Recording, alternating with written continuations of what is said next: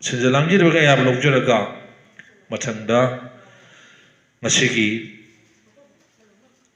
mayai dele lincoln biriba line tawsana mai temple board ki board member oina sulai biriba kai khumnazaraba libungo kai sham ibomsa maiteina masigi hawdokpagi thoram masiga mailena warol thambibaga loinana masigi topic amang aseng amadi imangba sengba laida haikat laikat tamba kanglon science ki miingda line thau sara mai haiba sigi topic asiga irena aham thambina bai damakta sinjalangi mai kaidagi ojaibam sabo question jari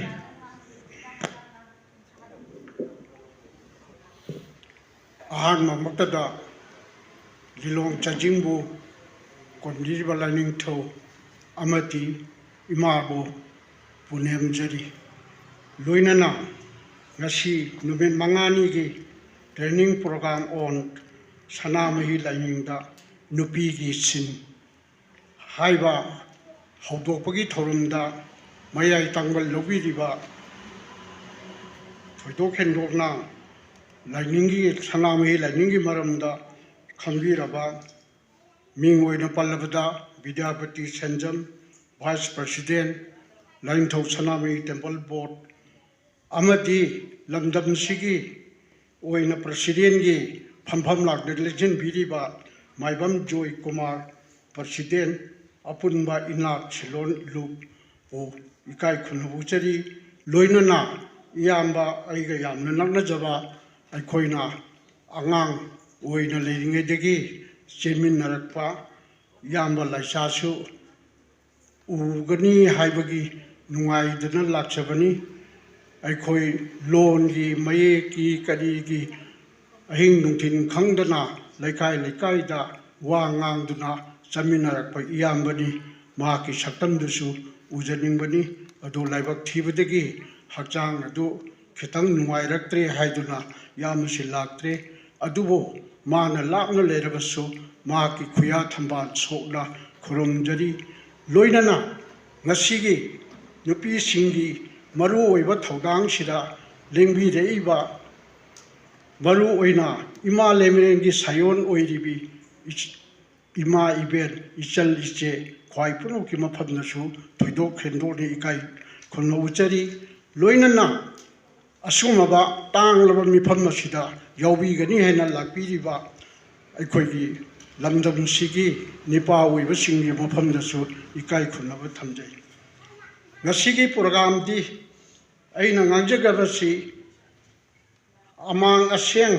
Haiva Jum Mangba, Jum Chengba, Lai the Hikat like a Tamba, Tienba, Taha. Luinana, Kanglon Science Ki Mienda, Line 2, Chanamahi Ashini. Adubo, I Anisu with the ladyba. Haikat Laikat Tamba Haivasi, Akoi Nupi Ubi Singi, Maru Oina, Makoina Su Silly, Mo Aduga, Aikoisi, Karamaina Haikat Laikat Tamgadage, Lai the Karamai Togadagesi, Mati Amatang Hana Tamjage. Ahamada Aikoigi Hatsangda Laipam Ohumle Bisum Manigi Karak. Ta Lai Pai Haidunal Lai Pak Oi Tamba Tabombi Akoi Nungshitpu Honjanba Amangba Pataba Nungshitpu Hondo Iba Har Taina Tabobi Haiba Tamoi Layum Haiba Ama Oi Ronda Pali Ohum Suvada Akoi Koido Dagi Chan Kudol ani Makai Makada Koido Tambal Haiba Asidasu Loinava Mapu Asi na Aikogi Mapam Ahumji Koichat Chali Amana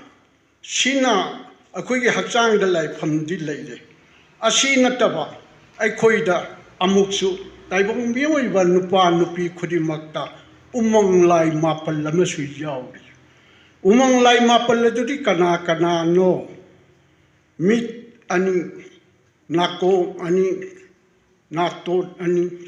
Sin ising thok amang thok asi umang lai mapal haina su khangi kari gumba nupa nupi ahal mana naraba iru jadre de iri chak charoi hairaba adu eragadi maakti lai ho hori badina iru jabadi yadre adagi ahan dugi ningi ba iru jaraga chak chaba dumasu tawhadningi matam masida iru suludana iru jagadori badi karamaina lugani amon ba phajomla phi asing ba amanara luppaga thonglon mapal asi sengdo abadi iru jabaga jap manai haiwa sima thamjage sina haksangi lere yumda kana kana lai lei karam bakadai da kari lei haiwa sima su amuktang thamjage thongjin da hek changak pada asi babu nga iba imung sida lei ba mi pum khudima po asi ana yaudala nga iba thongjin da thonga real haiwa lai amal lei sanga aga ai khoina lai rasu ina khulabasu sen yamna pairabasu paidribasu yum ama sabada sadaba yadaba yaudaba yadaba men urep uyung ama mayamna jatra hainaba asida lain thau salai rengi kaidong pham yumgi makharom thangba asida leigani oi thangba mak awang lomda ngasai salai rengi jatra du dagi khara chatharaga makha odna ima leberin sidabagi khubam thangani leigani loina mo leramgani audegi yumgi kachinda yum sigi ngai ban ning thau oina leriba sandhong apan ba haiduna lain thau sanama hi lei hairiba laifam mari asi lei khaba matungda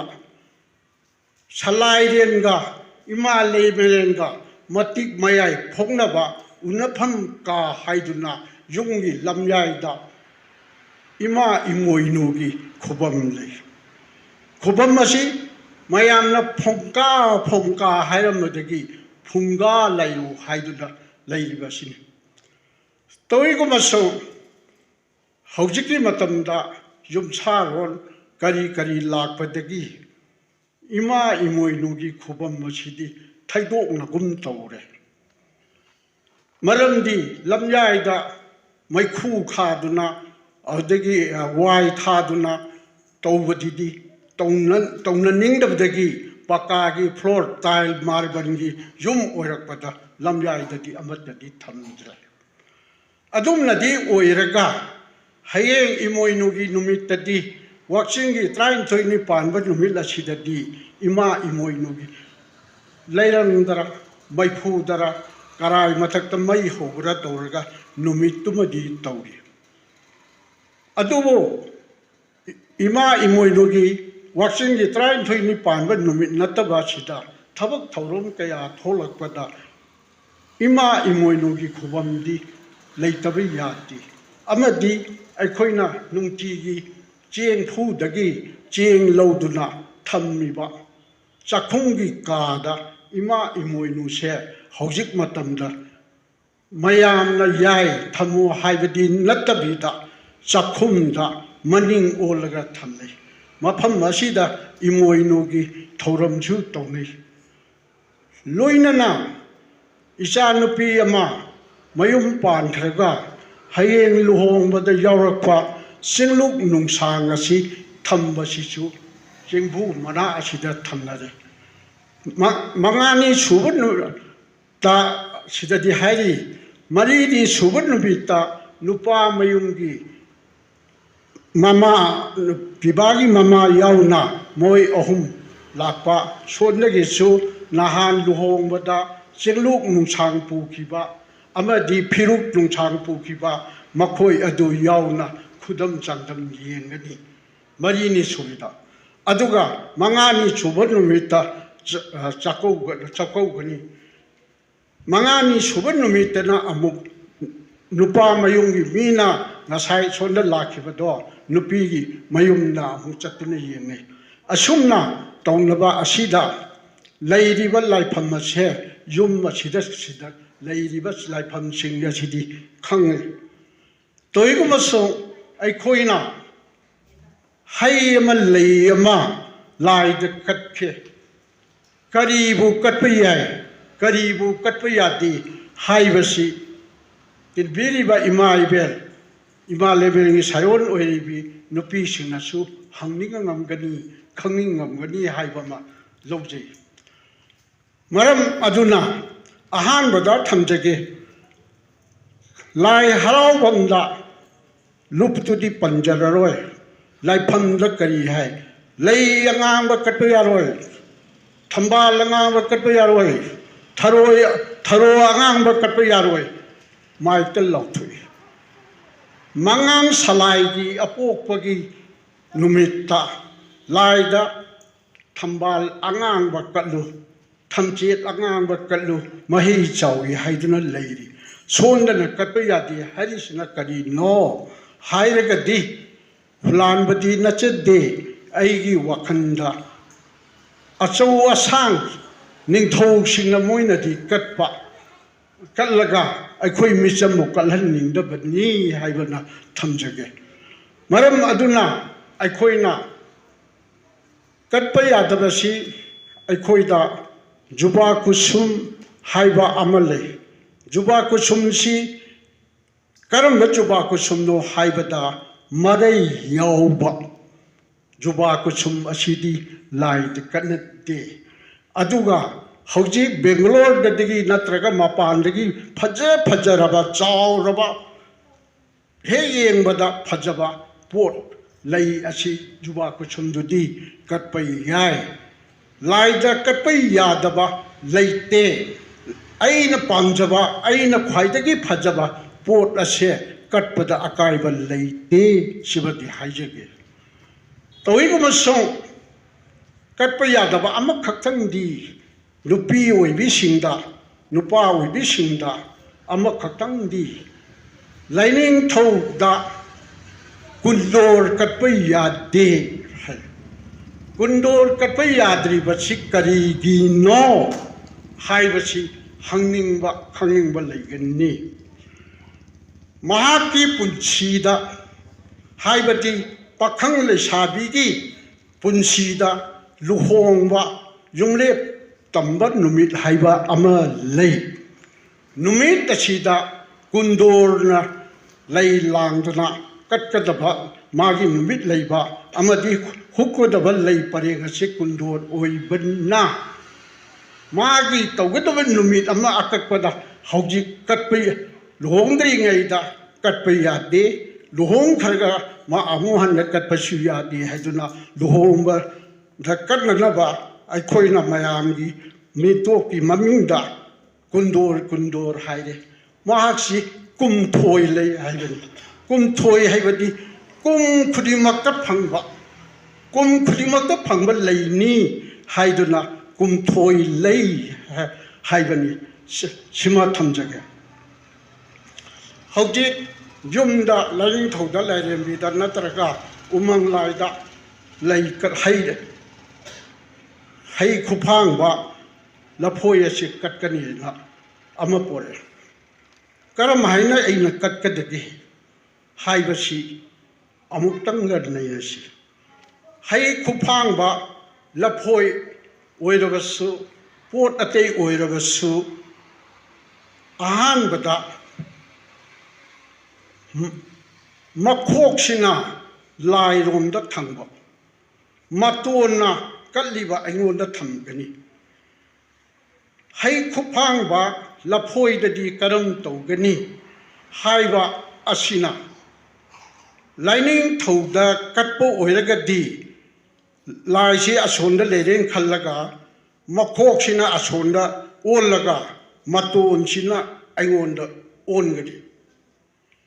Ima Lemerenda Natraga Lairi be the Katpatar Gana Lapoi Ashi Long Po Aga makhokna lairomda matona kachariba aingonda utkani atei hairang lerang chu katpa matamda makhokna lairomda matona kachariba aingonda masigi thogalon sidi kadomdagi lawre ino karmai tawrino haiba amamu hangmingba leirambai yai aina kanagumba amada aina thangi jagoi gi kari ogarasu natraga mangonda thang se pige hairabati thang matona lawgadoliba miduda on bilyati makho matona aina pairaga makhokna lawgadoba mangonda pahin bagi thogallo ama lei maram aduna makhokna lairomda matona miromda ongani haibasi sigi wafam sidagi thamjage sina haikal laikat tamba gi matangda thoidona samjallaga matang sida thamjage ahanbada thammiba amang aseng sina ani subada lakpada haujek amang aseng asibu sub chawhalaba matamda karamaina leidori manno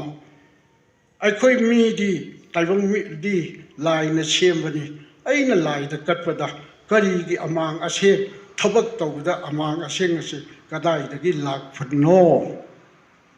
leibra leitabra leiragan numik yani da uibham thoi haiba matang sonda amutang chathajarake aikhoi gi mi ama anga ama poe yum chengba yum mangba tai mi ama leitre yum mangba yum chengba haiba si lei toigo masong yum mangba di haire yum chengba nomita fire brigade kauraga natraga pukhi dagi ising chingaga pam kapsallaga yum di amata chenduknadi adu erabadi lainariba yum masira karam yum no chendoribache santhi lengoi wai taithoaga taren pumphai haidoaga migirum tulsi manana haidoaga yum chembo oiribara lainariba yum masibo aina laining thosu leidi imalemi chu leidi salairin chu leidi karamaina mangdori no lainariba yum masidi mangpham thokpra thoktabra haiba wahang amasu lakani matang asida aina panjani bati lainariba yum asi natti yum haiba se im haibati ina saba taibang hakchang asibuni audagi amana kalai dagi yum pham lowi haiba sida hitang mayamna hangoi bidana khanchi masi nainataba yadabagi potta nainarakpani malayamda leiriba miyamna khangdi khangaga khangdi khangdaba ama oina yum mangba sillei haibati malayamda imalemren sidabina mathok marom aknu mathok karakpada sahi train thoi surakpada nupi oibi singna leisat tammi leisat tamba asita leisat tamba numit adudagina numit mangani asi kha thagi khongchat haina khangi asoma thagi khongchat lakpa matamda sakhum changdaba chaising thongdaba cha nanaba pochai pahinde rukni mangani suwa numita iru jare mai thajare torigo masu maha upu so paiba yare pochai phiron paibudi yare sakhumdi changhande hayeng nongalaga torukni suwa numita mahachi amu khanne iru jamai thajaraga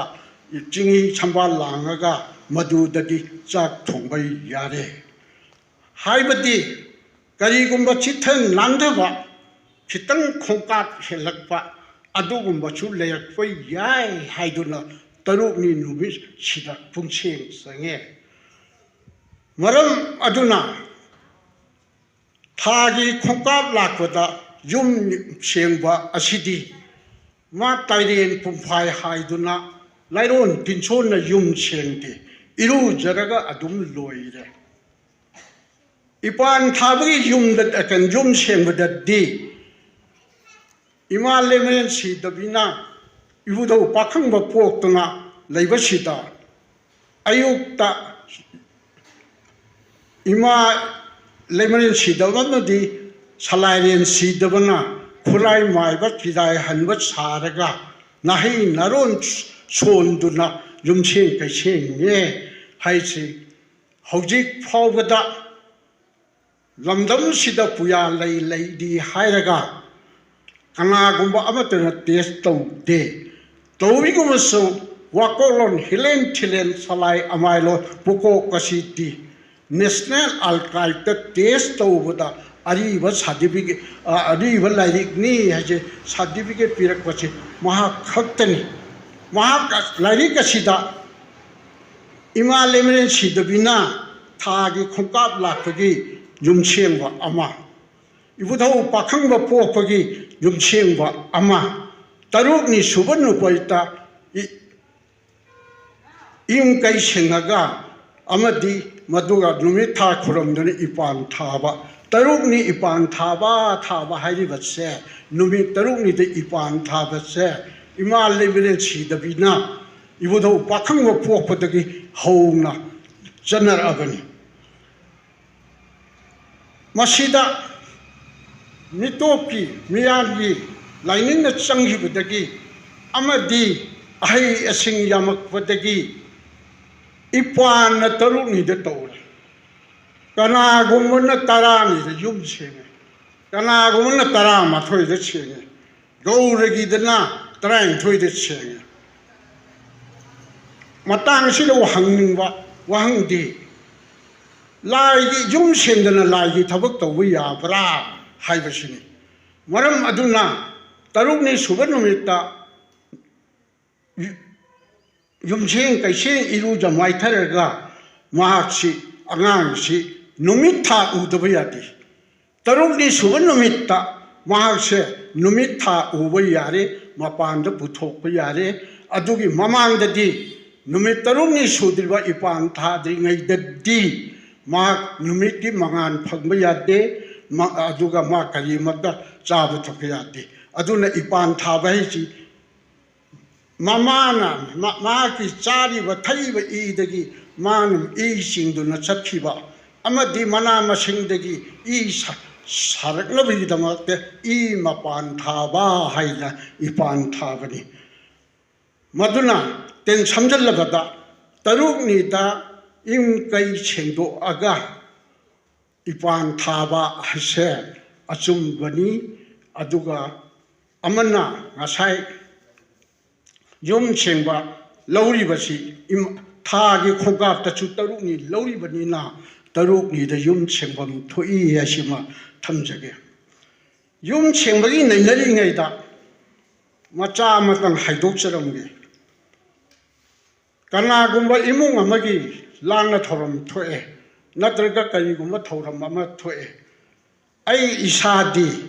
numit khumni di sure toiguma so numit mangani taruni di sudi masida temporarily numit tugi oina marksi lai jadi lei kat pa yaudaba lai gi thoram di yaudaba toiguma so imung du de thabak thoi bani na Fiji Pinana Haiba, Lamin Neighbor Mayamda, Marsi Asok upon Poche Paito Pasin, Togabanina, Marsia, Lumit Humni, that's what Marsian by Yai.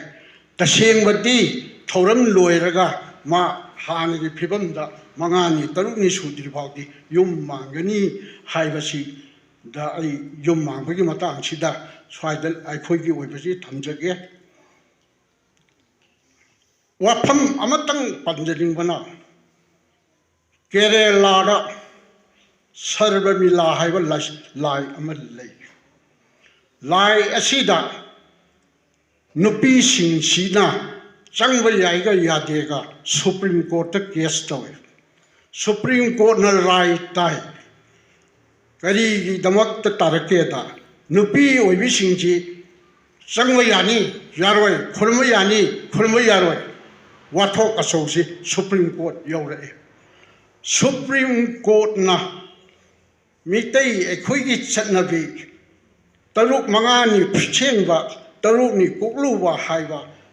thagi khongkakpi yumma gudi khangdaba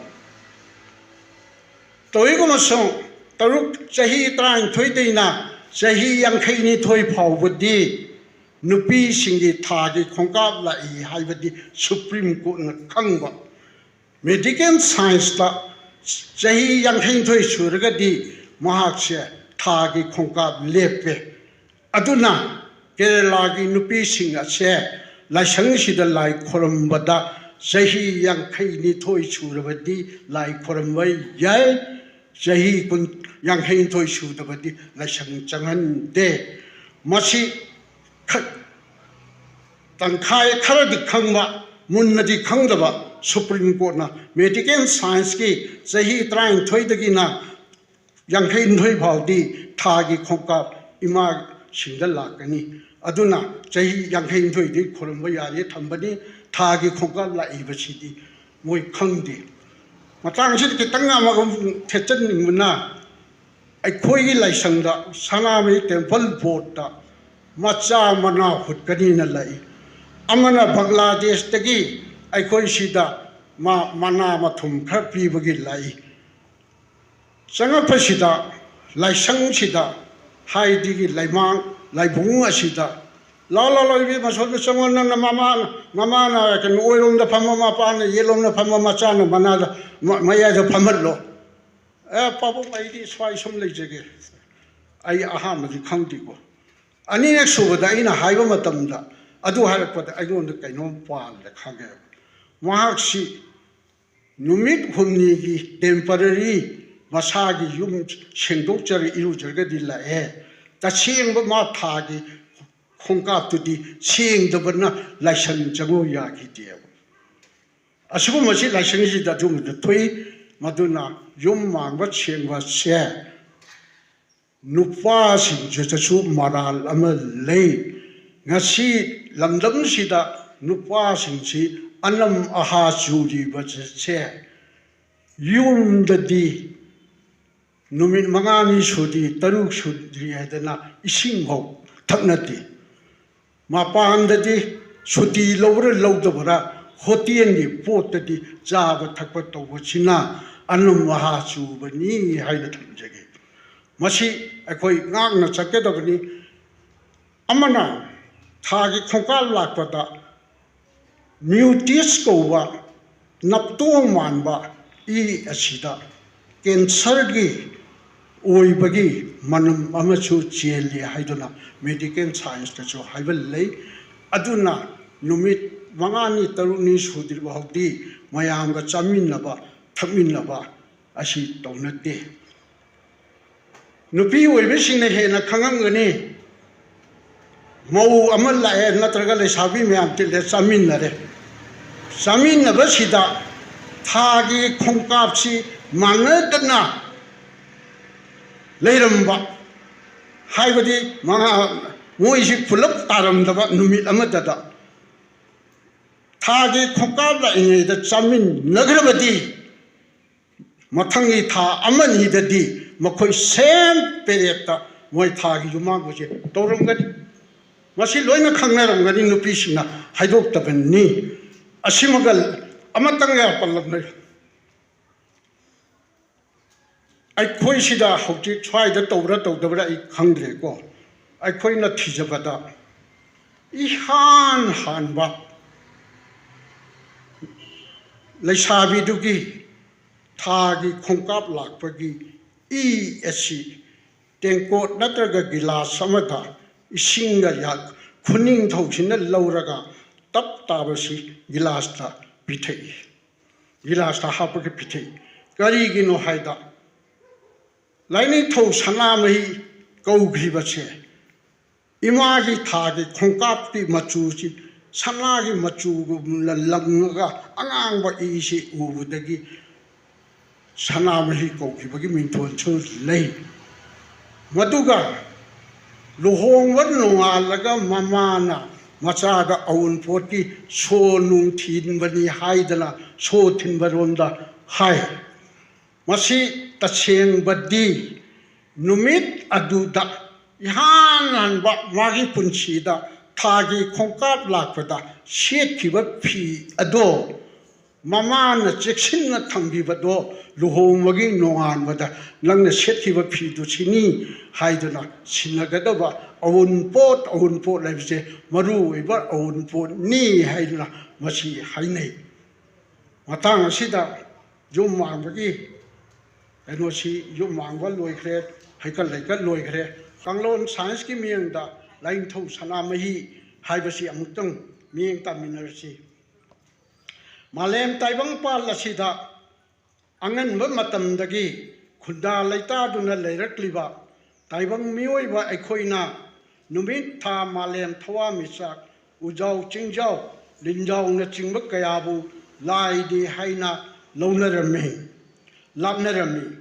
Krishna poktrigi mamangda Vyas kauba muni amana Mahabharat kauba Puran lairi iki Bamiki kauba muni amana Ramayon iki haina lairi kayada yaudun lairi basi miyam na khangnaraba wafam ni Lai oina puthokiba singi saktamda oithok loidaba makok ahum longba makok tara panba samu makok panba makhut mari panba makhut tara panba kaya yauki Fijet laitengda Hojik matangi oigadaba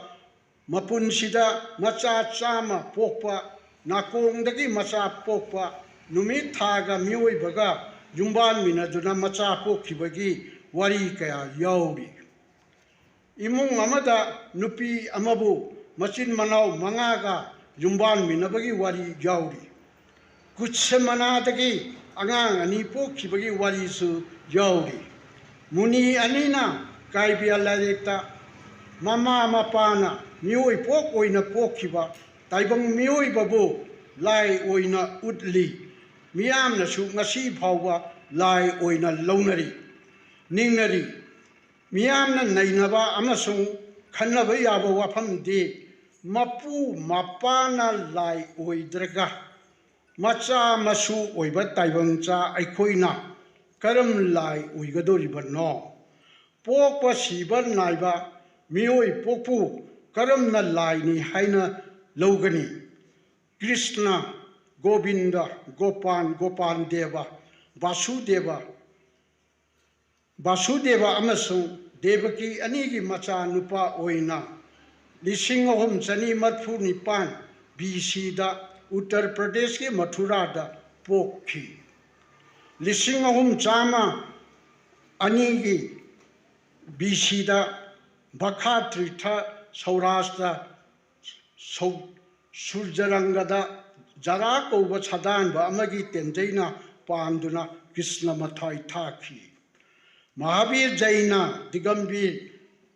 Sangaga Nipu BC da Siddhartha Amasung Tisaragi Machanupa Oina Taiselisgi Bihar da Pokhi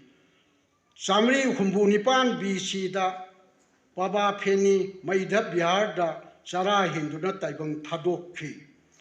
Gautam Buddha Sudona Amasung Maya Devina Sanga Humbu Humdoi BC da Nepalgi Lumin Bini Pokhi Lumin Bini da Pokhi BC Samri da Krishnanagar Uttar Pradesh da Sinjata Hu Hablaga Vijaduna Taibong Tadok Hanki Jesus Jisu Joseph Amasung Merigi Macha Oina BC Tarukta Bathalahem Judea da December gi Tangkumanga da Pokhi AD Kuntha Tarukta Jerusalem da Pang Tingduna Hatki Mahasudan Tang Kunithoi April da Sangwa Hundramatoi AD da Medina Muhammadan Hagada Vanisi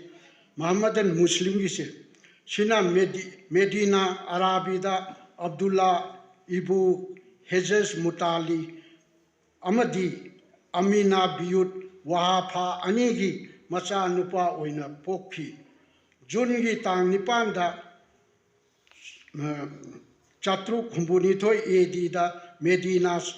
Saura Aribida Naduna Lekite Hojiki Matam Asida Mioi Pok Oina Pok Liba Hing Liba Kaya Amasu Laini Hainaba Mioi Kaya Lonari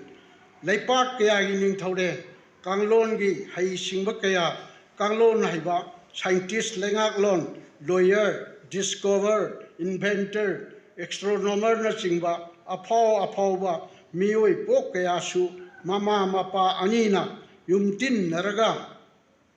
Taipang Pal Asida Pol Kiba Mioi Pok Ngaktani Mapa Mama Anina Polakpa Tawai Pamba Punamak Lain Tau Sanamina Sakiba Natraga Uhin Kiba Ngaktani Haibada Haiman Batok Loy Maramdi Malem Taipang Pal Asida Ladiba Tawai Pamba Asatpa Mi Sanga Uche Tumit Kang Juran Chingba Amadi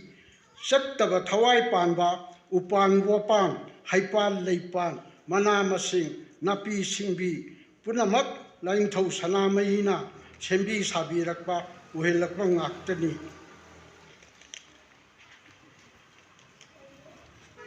Kang Leipang Manipurda Kundaduna Ladiba Simi Tami Amasong Namdam Sidagi Haukiba Atopa Leipak Kayada State Kayada Kunda Leita Duna Leikraba Mitei Koba Purupna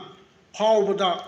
Mahak Mana Lainariba Yumda Imunda Lain Tau Sanami Kobam Yaduna Ninjaba Amadi Inat Toni Toram Tojaba Singh Sahi Lising Kayagi Mamandagi Janaduna Lakli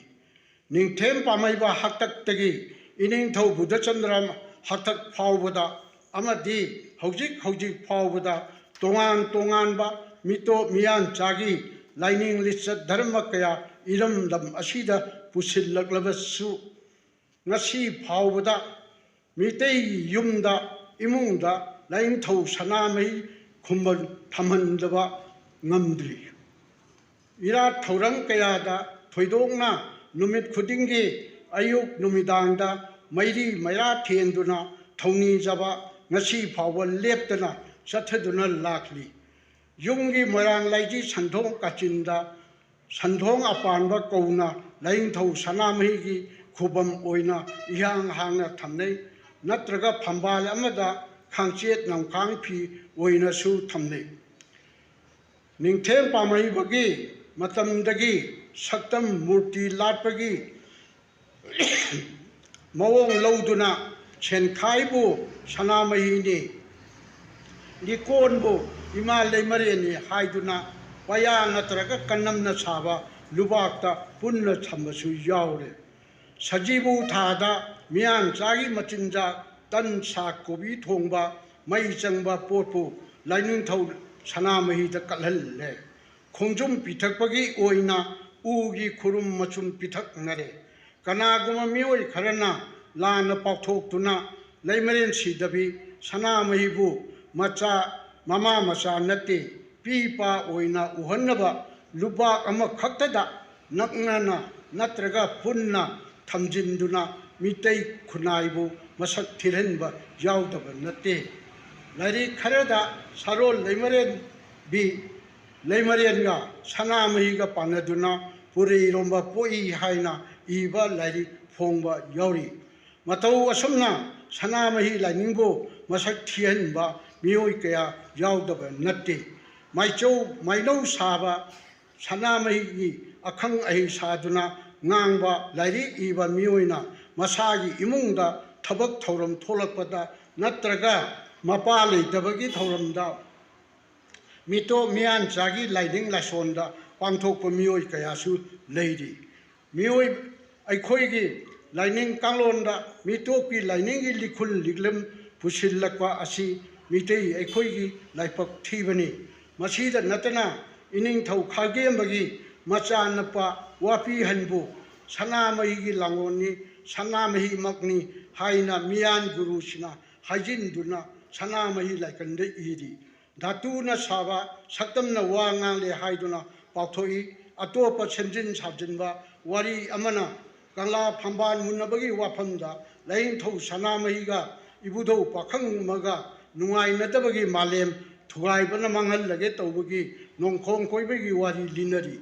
Lain To Sanamahidi Ipung Loinaba Ipung Loi Apakpagi Sayon Langoni Masa Amatani Taibang Mioi Pok Oina Pokwa Nati Ibudo Pakangadi Laigi Mamai Taibang Migi Puko Makok Ne Salailen Sidava Amadi Ima Lemen Sidabi Anina Yum Tin Naraga Tabum Tara No Puduna Mioi Pok Oina Taibang Panda Paukiba Amata Oina Pokiba Masa Nupani Salairen Amadi Leimaren Anigi Amata Oiba Masaga Kanaga Pamban Muno Masa Amakata Pokuna Kanaga Pamban Munapam Topage Lain Tau Sanamahidi Malem Taibang Palasi the Ladiba Asatpa Tawai Panba Punamaki Mi Sa Nga Uche Waya Kampanda Isingda Lenungda Leiba Sataba Tawai Panba Ujau Upan Haipan Leipan Mana Masin Napi Singbi Maru Marang Simba Gayagi Magi Sata Nauda Sandok Nanaba Sa Nanaba I Mahi Oina Yauduna Lebiri Malem Taibang Panda Leidiba Tawai Pamba Punamaka Laing To Sanamahi Yaubana Tawai Pamba Punamakna Magi Sada Nauta Sandok Libani Sandok Kigani Sanamahi Haribasi Lai Asina Malem Taibang Panda Leidiba Ahingba Asatpa Amazon Sattaba Tawai Pamba Kudimaku Numit Malem Tagi Kongset Matung Ina Ohenba Aing Asagi Matung Ina Kumbi Kalen Thagi Oina Asinba Ayakpa Atumba Akaba Haipan Leipan Uhoiwai Sanga Kaya Putok Khaliba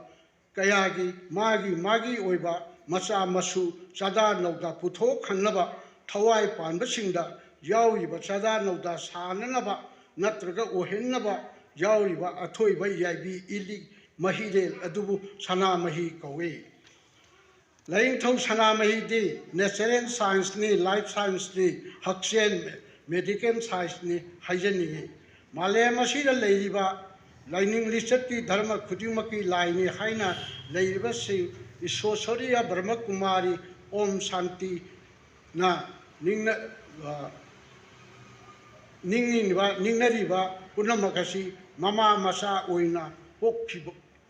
Mioi Pok Oina Oikiba Makoi Loinama Shiba Naiki Makoi Mapok Numit Shibagi Chachat Tari Lady Aikoi Sanamahi Lining Loina Punging Tapna Wakantana Lain To Sanamahi Kanano Karino Kanglon Science Kimenda Karibuno Nainaba Tijenba Matam Oire Tamjake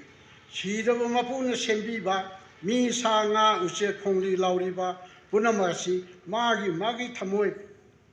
Amamam Sembi Asum Oiba Magi Tamoida Shidaba Mapugi Kondagi Chitarakpa Yaibilen Ilik Amamamna Tawai Oibiduna Magi Tamoida Tungduna Lebi Mapu Magi Ilik Oiba Tawaibu Magi Tamoina Lehanlana Paduna Tammi Tawaina Mioi Bagi Punsina Kandri Pauba Tamoida Changduna Lei Haibagi Tamoi Bu Leibadi Matam Kadagi Damakta Waiduna Leibani Tamoina Tawaibu Lehandaba Permanent Paduna Tamba Ngamde Mioi Bagi Punsina Kambanumita Tawaina Tamoibu Tadokuna Saki Maram Maduna Mioi Bagi Tamoibu Tawaina Waiduna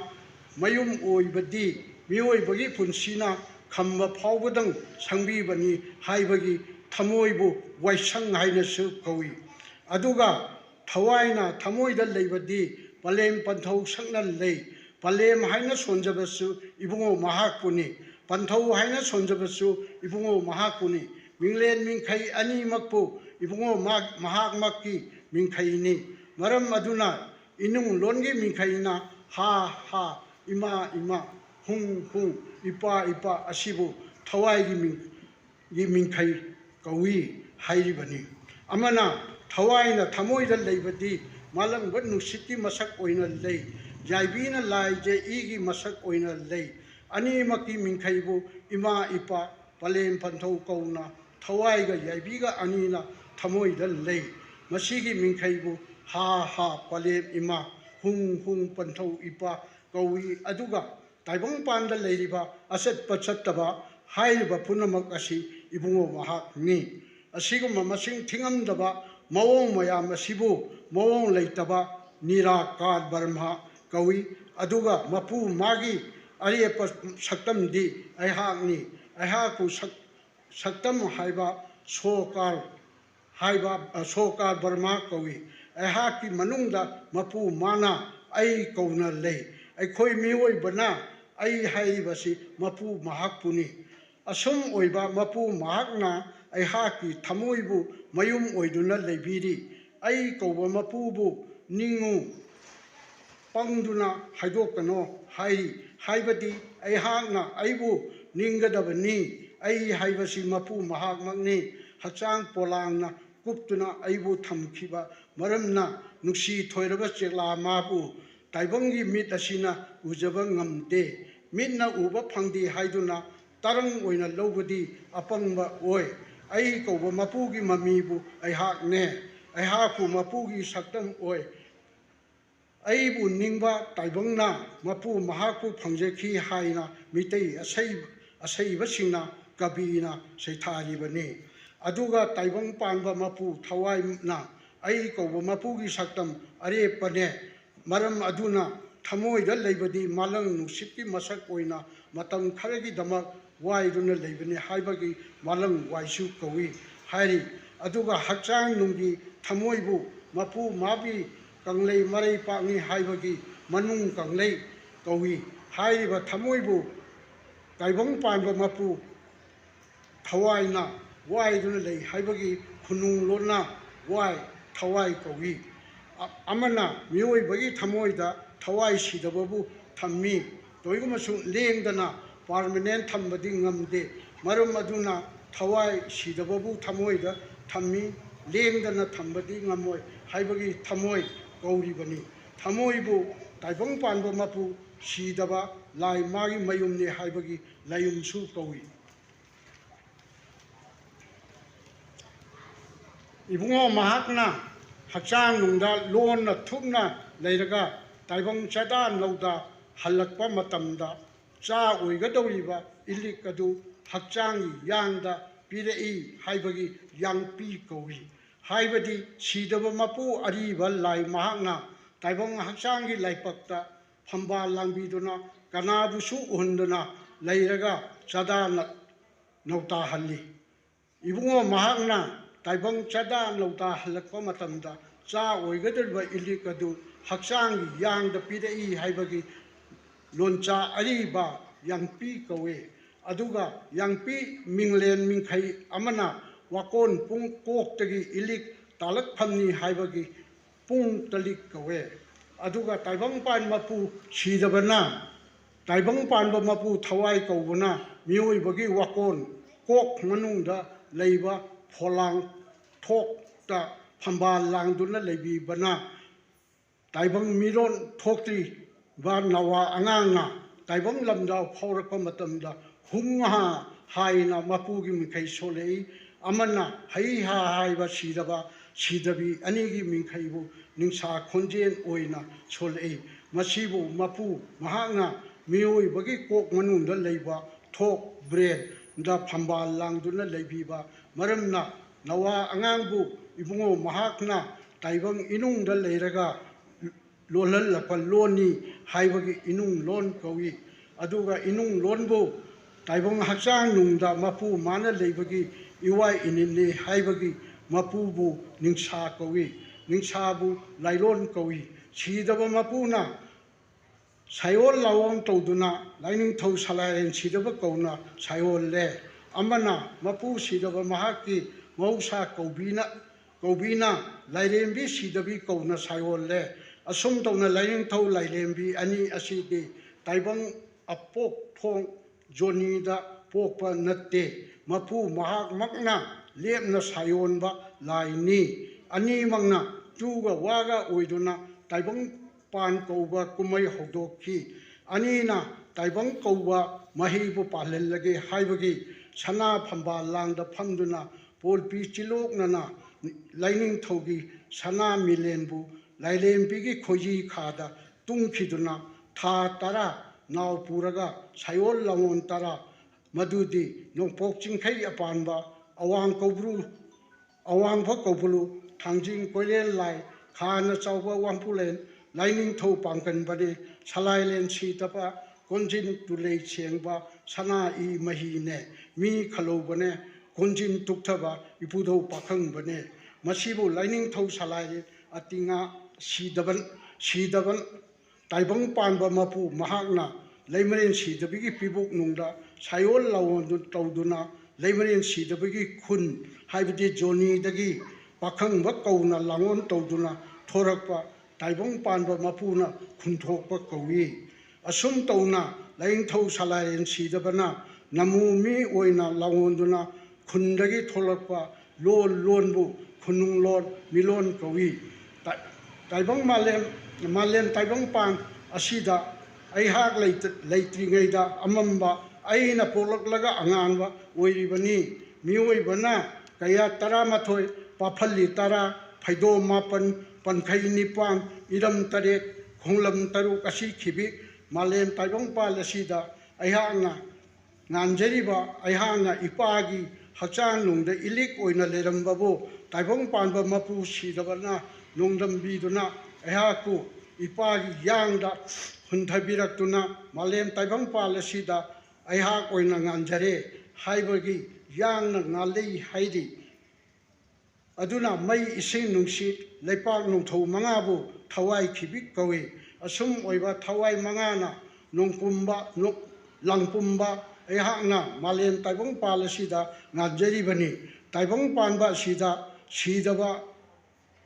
sidabana aihapu yangda hunthabiraktuna malem taibang panba oina nganjari bani maram maduna sembiba mapu mahakpu taibang panba punamaki mapani haiba khangduna taibang panba punamangna ibumagi mafamda ngonjari Kangleipak Manipurda khunda laita duna leiriba chimi tami lamdam sidagi haugiba atopa mileipa kaya state khunda duna leikhaba mitei koba phurumna phawba mahana leiriba yumda imungda lainin thau sanamai gi khubam yaduna ningjaba amadi ina thoni toramba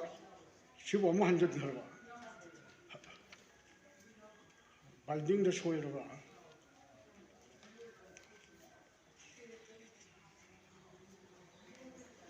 Như vậy có phải là gì mà mình nhìn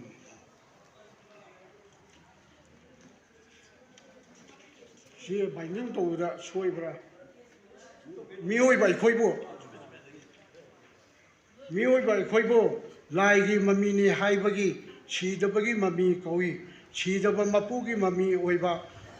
aihaku ipada tha ani naw puhallaga ipagi yangda hundabiri haibagi tha oino hundare e hairi aduga yangpi phampi yena hangat handa chienduna leiphamni haibagi chelei kawi hairi aduga hangat handa chienduna leiriba phambi yena nawagi mawong ama yi sembi haibagi ye kawi hairi phambi yena hangat handa chienduna leiraga nawagi mawong ama yi haibagi inung lona ye kawi aduga phambi yenbu wakhanna amuk kokta pukhat pungningna amuk khoidouda koutha tawduna phambi yen yangna chatphamni haibagi khunung lona yang kawi amana phambi na yangna chatpham athoi bani haibagi yanglen chu kawi atinga sidaba laining thau sanamai salai rendi mami oiba taibang hakchang asida leiba laipak ne thamoi ne khoidou ne ahum asibu sup ahum kawe taibang panba mapu sidabana ina mapung oina saba semba hakchang asibu pubiduna loina duna paktuna lei haibagi ipung loinaba apakpa mapu kawi hachangi laipokne thamoine khoidongne chup ahum asi thawai sidababu phaduna ngatuna thamba maramna miyoiba ekhoina hingduna leiribani masibu mapu ipung loinaba apakpabu chup ahumna ngatuna lei hairi aduga miyoibagi mapok asida hanna pokpa hanna siba mapok ni marum aduna taibong mapu sidabana taibong panba mapu bu thawai sidaba hallu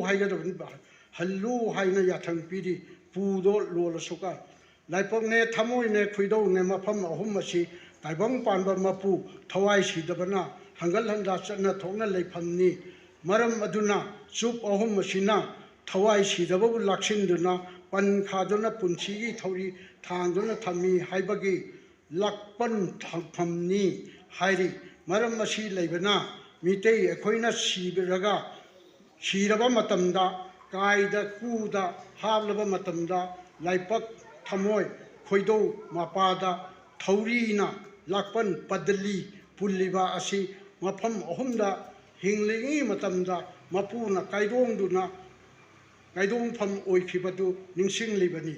mioi bagi hakchang langpum asi mai ising nungsit leipak marina langpum bani asum oiba hakchang langpum asibu mapu magi phambani phambal asigi phangkhong mai ising nungsit leipak mari asini marum maduna mai ising nungsit leipak mari asidi phangkhong chup mari kawi mai ising nungsit leipak marina langpumba hakchang asi nungthongna sekpin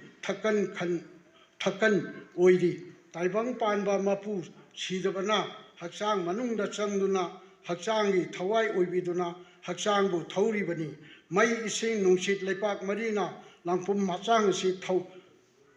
nungthongna marin hoba taibang hakchang asida tengbanba mapu oi sidabana ibungo mahaki mami taibang panba mapu sidaba thawaibu puchinduna thambiba maramna apangba taibong hakchang asi singhanbiduna wakhan khanba ngabi haibagi hakchangbu wakon pung kawi hairi mai ising nungsit leipak nongthong manga thawai manga kawi thawai manga na langpumba hakchangi taibong panba mapugi mi kawi thawai manga na langpumba taibong hakchang asi pak sauraba malen tengbanba sina pikna mawong lakpani tengbanba oiringeda leihau nohong naikibagom taibong hakchang asisu leipakna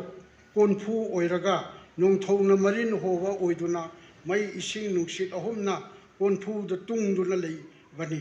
hakchang manungda leiriba tengbanba mapugi mami taibong panba mapu thawai sidabana changduna lei maram asina mapugi mateng mangana pang mangagi mateng mapuna pangduna taibong hakchang asina ningsha holibani asumna ningsha hola ibasi hakchang asina ahoba ahangba sang oibanani maram aduna hakchangbu mapugi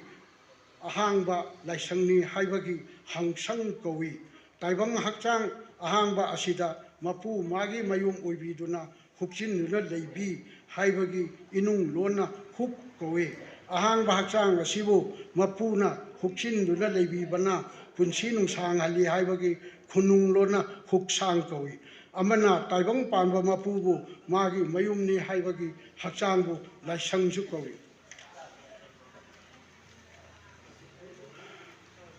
hakchangbu maina ituna sabanati haibagi leipak ahing pi kawi asigumba leipak ahing pi asida anouba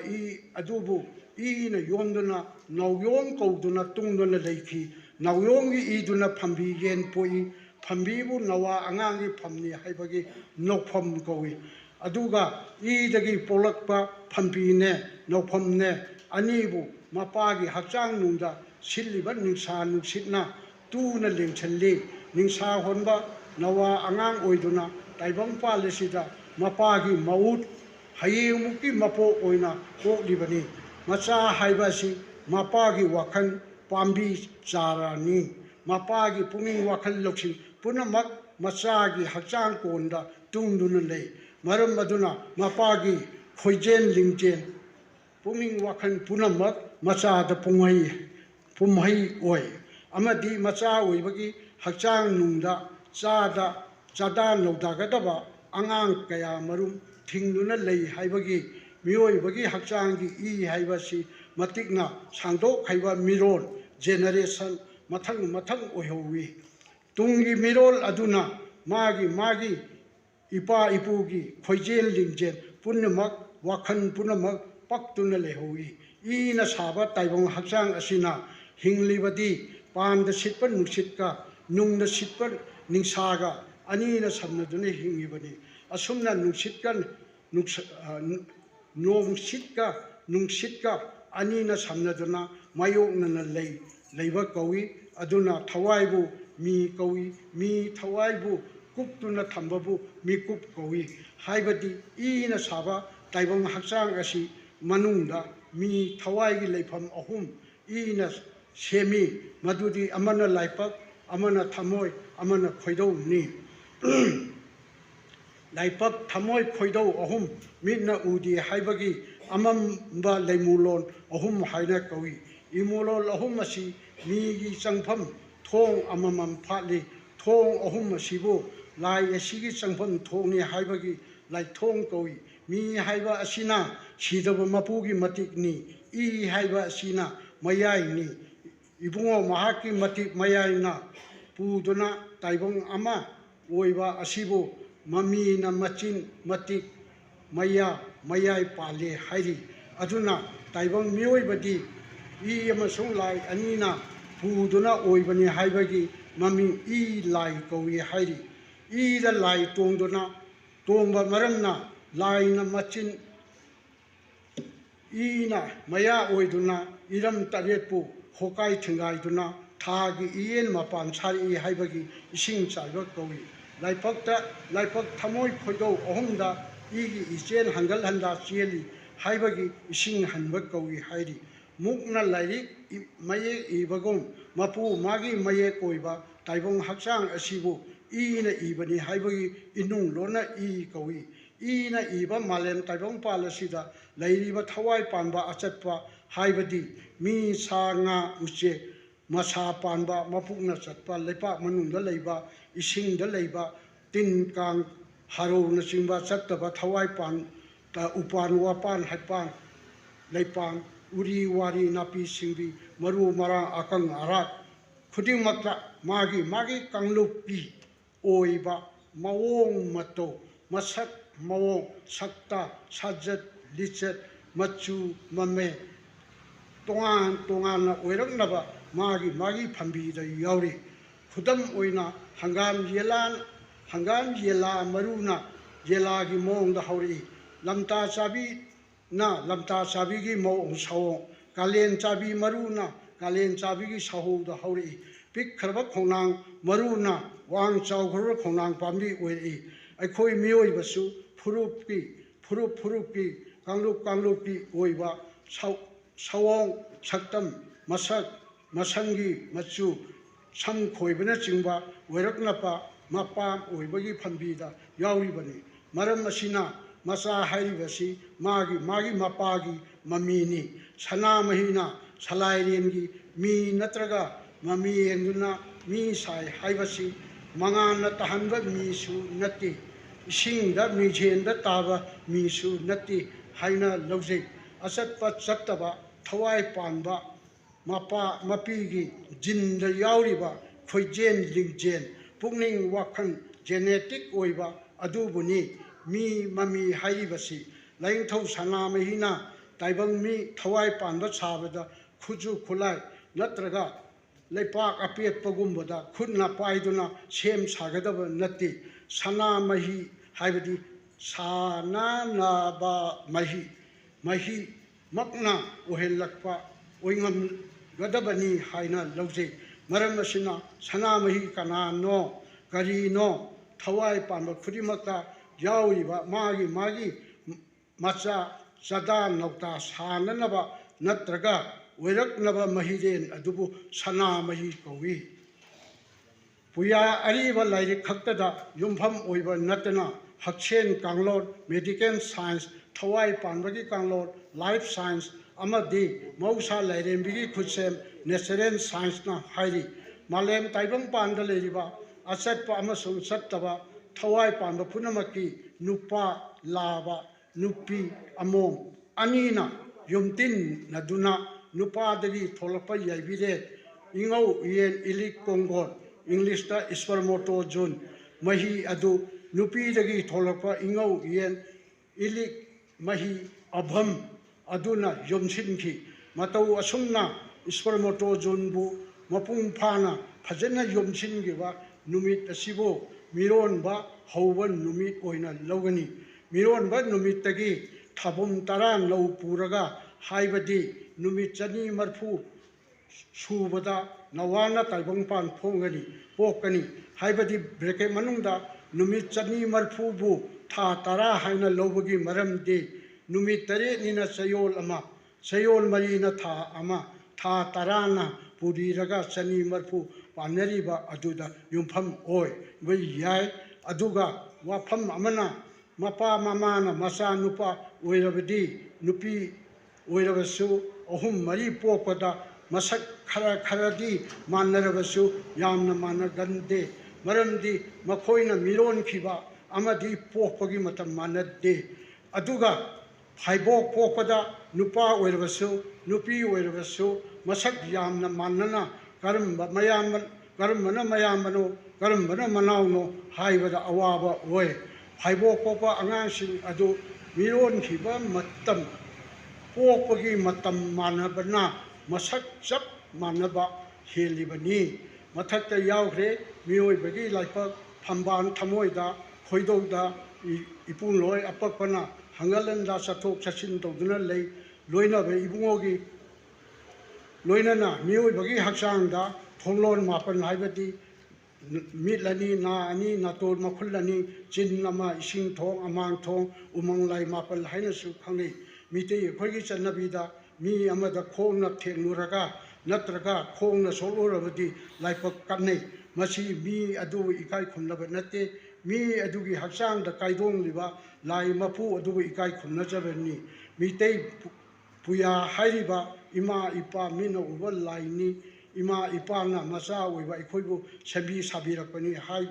Haibaga, Lining to Sanamina, Tawai Pamba Punama, Sabi Sabirapani, Haiba Siga Amatani, Ai Haksang Manunda, Lining to Sanamina, Mapam Ohunda, Kaidong Duna Labagum, Tawai Pamba Pudimaka, Kaidong Li, Haiduna Loduna, Kanduna, Tawai Pamba Pudimaku, Aina, Aibu, Nunsibagum, Makoi Busu, Nunsibigani, Amasu Ikai Kunagani, Mio by Koina, Patava Natava Litcha Taja, Huran Chinti, Tabak Amatoram Daida, Kana Amata Laitre, Kana Amata Udre, Kangre, Hairabasu, Aigi Haksang Manunda Yauriba, Loina Mapu Mahangati, Loina Kangi, Loina Ui, Maram Aduna, Uyana Hari, Aina Ayu Ikai Wahayu, Nangna Nangu Ikai Wahayu, Masi Kangna Satna Miuba. A kind of the fruit to create or to form their own generations of living body is called Sanamai. Lain to Sanamai na Yaifare.